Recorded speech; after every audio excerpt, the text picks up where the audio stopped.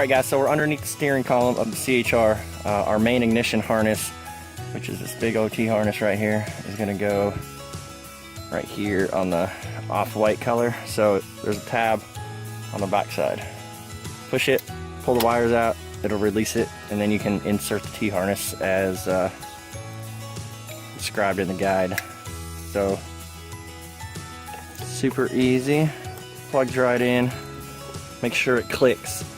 And then on this white plastic shroud here that covers the wires, there are 6 tabs that hold it securely into place. And if you position this right, you can run the wire down and then out this side, and then we're going to come over here to where our BCM is, and then our TPMS cut is just below that in the driver kick panel. So I usually use a little flathead screwdriver. You can pop it up in here, release the tab, and I'll bring it down. You'll have to do this on all 6 of them.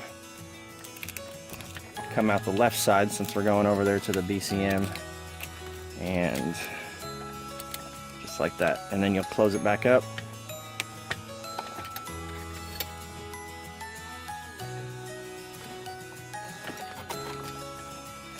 And it will come down here, if you can see this, by the OBD2 connector. The next one we're going to install is the OBD2, which is this white one right here. It looks like a oblong, it's a little diagnostic connector. If you look, there's a tab on each side, and you're just going to depress that with a screwdriver and pop it up out the back side like that. So go ahead and plug our harness into it, and then the factory style you will pop right back into the mounting tab as you took the factory one out. It's only going to fit one way. It'll click in, and then there she is. Okay, so now we have our BCM connector down here and our main ignition harness that we need to run. Bring it right through this area right here. So you see this little cross brace with a bolt, and then you have the big tubing structure right here. Bring it out right in this little area here. So I'll reach around and do this. So this is going to give you adequate space to secure the module after doing the BCM connection. So I got the ignition harness up here, and then just do the same thing, reach back around and run the BCM connector up through there as well. Alright, so we got the BCM and the ignition harness up through the hole. The BCM connector we're going to grab is right back in here, that white one. You'll find it much easier if you use a razor blade or some wire cutters to cut this white tab right here.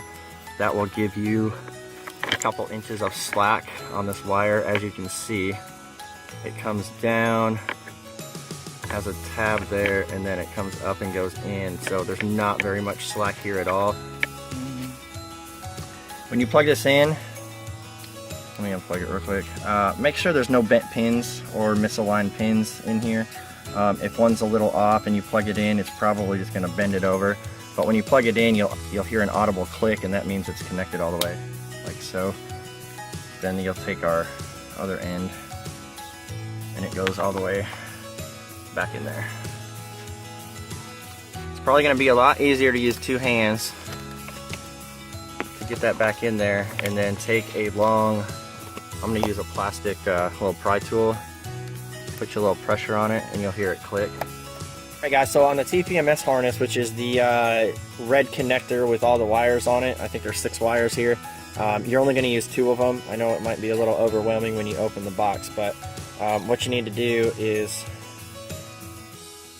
get the 2 that are, if the tab's up and the wires are facing you, it's going to be number 1 and number 3. So the white red, and then the third one in, which is white green. Those are the 2 that you need. The other ones, I usually just snip the wires a couple inches down and then tape everything up.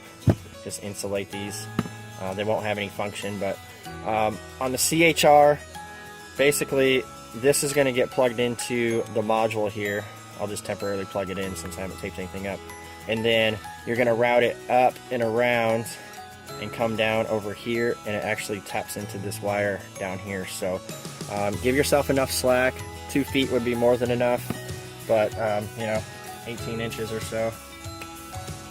Alright guys, I'm down here in the driver kick panel, and we're at the light blue wire right here. Let me see if I can show you this real quick. So, just to give you a reference here, the hood latch is right here, and we're going to go down to the junction box. You're looking for, there's a white connector here that probably, I think it's like a 20 pin or 18 pin.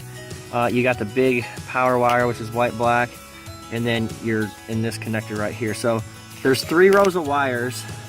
There's one on the left, one on the right, and then the one in the middle starts, it looks like at pin 5 if you reference the side.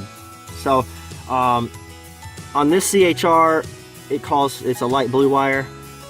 Yours probably is a light blue wire as well, but I urge you to go off of the pin location and not the wire connection or the wire color, because wire colors do change, but the pin location will stay the same throughout the car.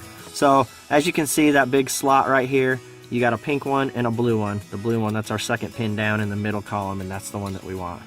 So what we're gonna do here is, let me get my whole deal positioned here.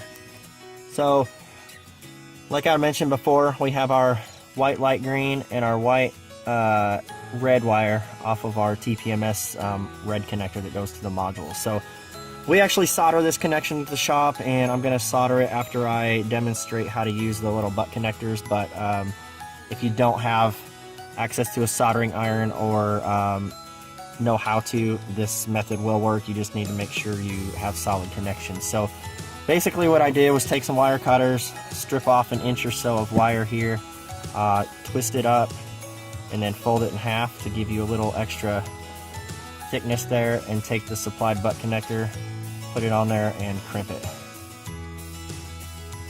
And do the same with the white light green. So twist it, fold it in half, take the other butt connector, put it on there, and then crimp it, and give it a tug test.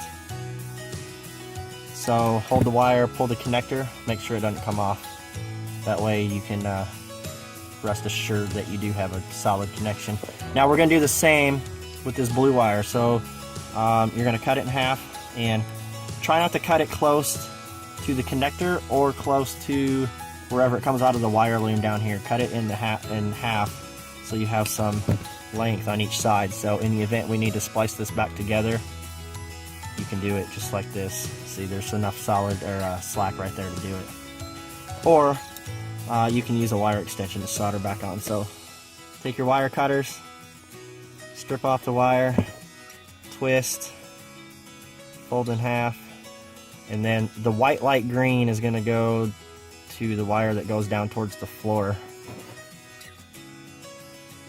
Crimp it, and then again pull on it, give it a tug test, make sure we're good. So we'll do the other one, twist it, fold it in half. The white red wire goes to the wire that goes to the connector box over here. So crimp it, and then give it a little tug test there again, and we're good to go. So that will complete the installation. If you guys have extra wire down here, just kind of tuck it back in here. The kick panel will fit that on like normal.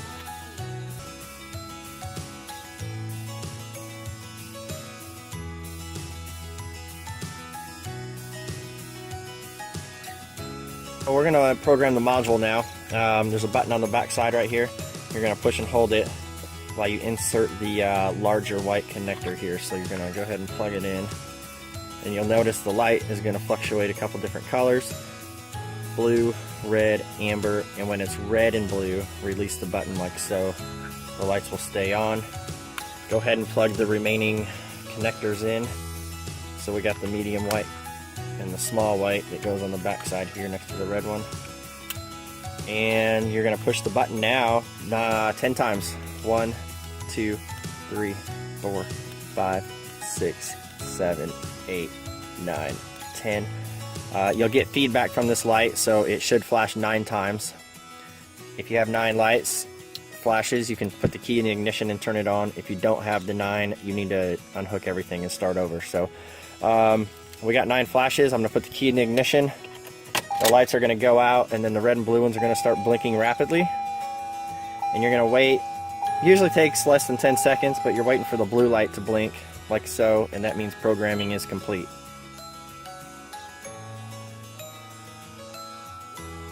Alright guys, so we got the CHR completed. Here's the key, obviously, flip key. So what you're going to do is you're going to hit the lock button 3 times. So 1, 2, 3. Give it a couple seconds, turn on the ignition, fire everything up, and it'll start. Since you're hitting the lock button to start it, the car is going to remain locked. So you just tap the unlock button, it'll unlock the door. And as you see, the light is still flashing over here on the right, the TPMS. So what you gotta do is, don't hit the brake yet. If you push the brake before you insert the key, your car is gonna die. So go ahead and put the key in, turn it forward, and now when you push the brake, if you can see that, push the brake, you can pull it out of park, and then you can drive away.